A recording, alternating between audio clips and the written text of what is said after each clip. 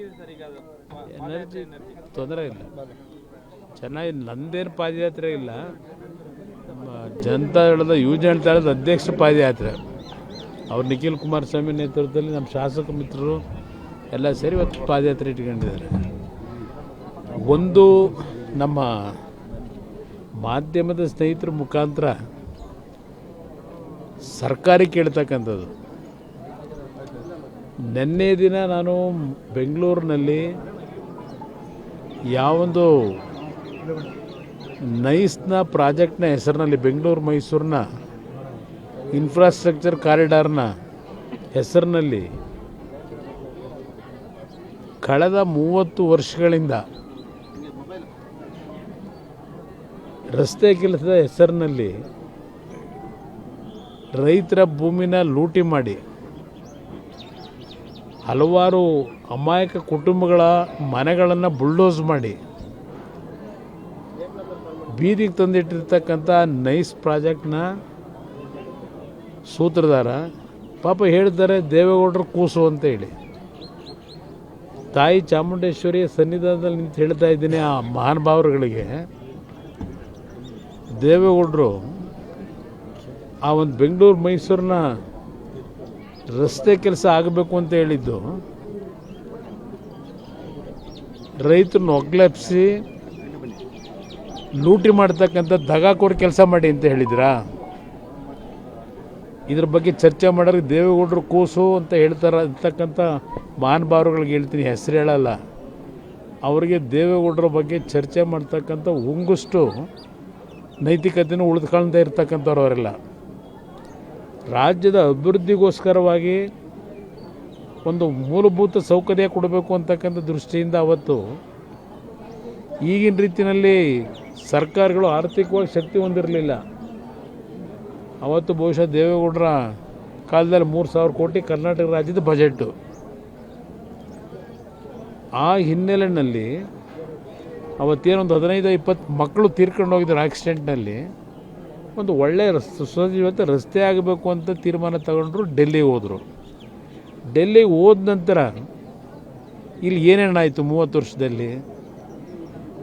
2002ಕ್ಕೆ ಅವರು ಚುನಾವಣೆ 1999ರಲ್ಲಿ ಜನ ಸೋಲಿಸಿದ್ರು.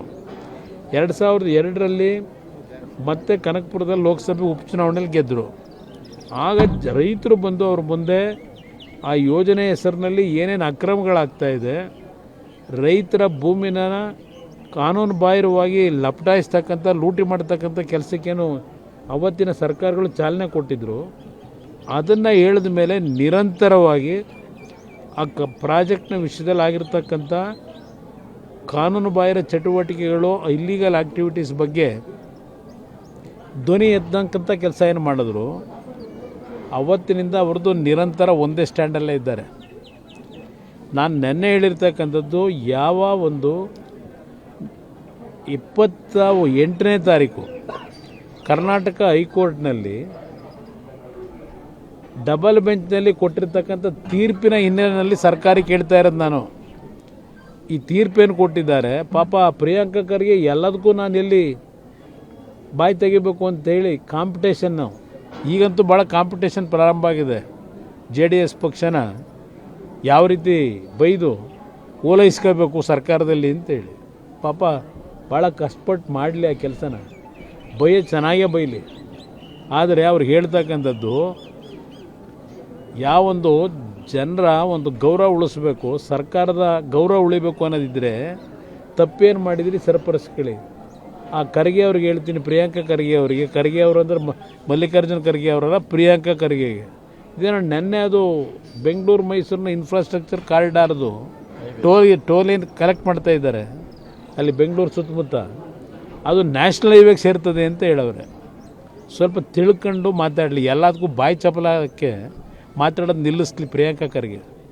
ಅದು ಕರ್ನಾಟಕ ರಾಜ್ಯ ಸರ್ಕಾರದ ಹೆದ್ದಾರಿ ಯೋಜನೆ, ಅದು ನ್ಯಾಷನಲ್ ಹೈವೇ ಯೋಜನೆ ಅಲ್ಲ ಅದು.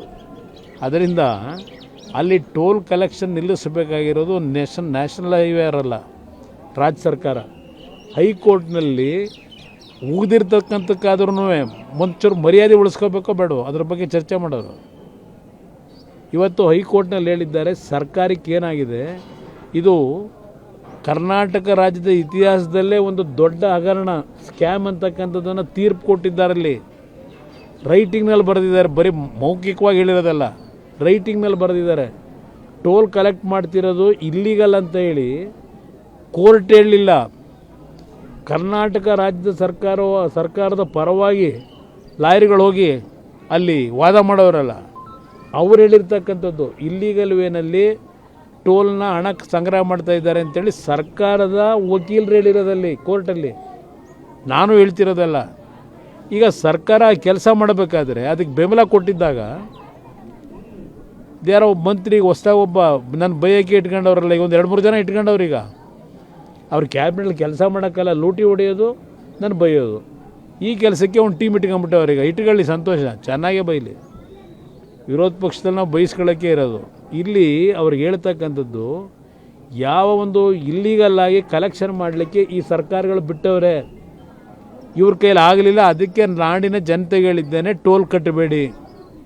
ಇದು ಕಾನೂನು ಬಾಹಿರವಾಗಿ ಹಗಲು ಮಾಡ್ತಾ ಇರ್ತಕ್ಕಂಥ ಕೆಲಸ. ಕೋರ್ಟಲ್ಲೇ ಹೇಳಿದ್ದಾರೆ, ಇಲ್ಲೀಗಲ್ಲಾಗಿ ಈಗಾಗಲೇ ಸುಮಾರು 2,000 ಕೋಟಿ ಕಲೆಕ್ಷನ್ ಮಾಡವ್ರೆ. ಆಮೇಲೆ ಅದ್ರ ಬಗ್ಗೆ ನಾನು ಮಾತಾಡೋದಕ್ಕೆ ಟೀಕೆ ಮಾಡೋರಿಗೆ ಹೇಳ್ತೀನಿ, ನಿಮ್ಮ ಜಯಚಂದ್ರ ಅವರ ಗ್ರಂಥ ಬಿಡುಗಡೆ ಮಾಡಿಸಿದ್ರಲ್ಲ 2017ರಲ್ಲಿ, ಸದನ ಸಮಿತಿ ಅಧ್ಯಕ್ಷರು ಮಾಡಿ, ಲಾ ಮಿನಿಸ್ಟ್ರು, ಅವ್ರು ಕೊಟ್ಟಿರೋದು ವರದಿ ಸ್ವಲ್ಪ ಓದ್ರಪ್ಪ. ಏಕೆಂದರೆ ದುಡ್ಡು ಹೊಡೆಯೋಕ್ಕೆ ನಿಮಗೆ ಟೈಮ್ ಇಲ್ಲ. ಇವತ್ತು ನಿಮಗೆ ಅದು ಓದೋಕ್ಕೆ ಎಲ್ಲಿ ತಾಳ್ಮೆ ಎಲ್ಲಿದೆ, ಸಮಯ ಎಲ್ಲಿದೆ ನಿಮಗೆ? ಅದನ್ನು ಓದಿ ನಂತರ ದೇವೇಗೌಡರ ಬಗ್ಗೆ ಆಗಲಿ, ನನ್ನ ಬಗ್ಗೆ ಆಗಲಿ, ನನ್ನ ಪಕ್ಷದ ಬಗ್ಗೆ ಆಗಲಿ ಟೀಕೆ ಮಾಡಿ. ಅದು ಹೊರತುಪಡಿಸಿ ಯಾರನ್ನೋ ಮೆಚ್ಚಿಸ್ಕೊಳ್ಳಲಿಕ್ಕೆ ನೀವು ಏನು ಟೀಕೆ ಮಾಡಿದ್ರು ಮುಂದಿನ ಚುನಾವಣೆ ಇದೆಯಲ್ಲ, ಸರ್ವನಾಶ ಆಗೋಯ್ತೀರಿ. ಹುಷಾರು, ಎಚ್ಚರಿಕೆ ನಿಮ್ಗೆ ಹೇಳ್ತಕ್ಕಂಥದ್ದು. ಇಲ್ಲಿ ನಾವು ವಿರೋಧ ಪಕ್ಷದಲ್ಲಿ ಇರೋದು ಇಲ್ಲ, ಸರ್ಕಾರ ನಡೆಸೋದು ಜನಪರವಾದಂಥ ಕಾರ್ಯಕ್ರಮ ಮಾಡಿ ಅಂತ ಹೇಳಿ, ಯೋಜನೆಗಳ ಹೆಸರಿನಲ್ಲಿ ದುಡ್ಡು ಹೊಡೀರಿ ಅಂತ ಅಲ್ಲ.